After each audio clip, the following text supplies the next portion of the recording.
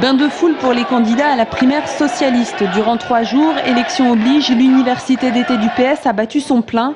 À La Rochelle, des militants bien sûr, mais également des élus locaux d'Indre-et-Loire et du Loir-et-Cher, parmi lesquels les aubryistes, venus soutenir leur candidate et si possible échanger quelques mots avec elle.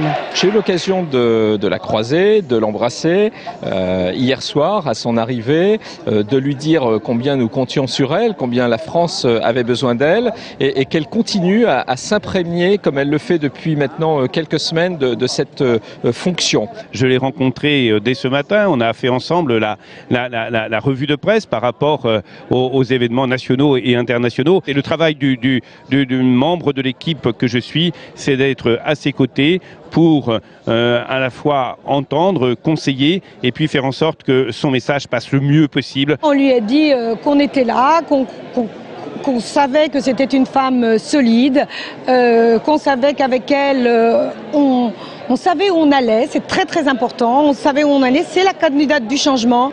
Du côté du soutien à François Hollande, d'autres ténors de la politique locale, Jean Germain, pourtant grand absent de cette université d'été si prisée, et Marisol Touraine, qui animait également sur place un atelier sur la santé.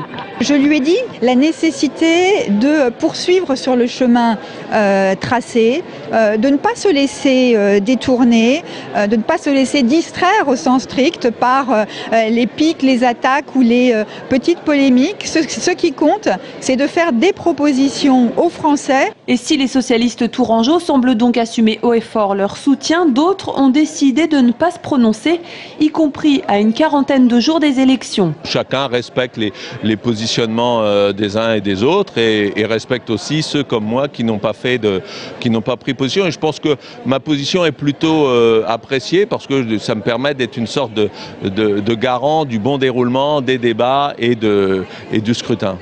Et avant le scrutin, la campagne, 2 temps forts la semaine prochaine avec la venue de François Hollande à Tours le 5 septembre et celle d'Arnaud Montebourg 2 jours plus tard.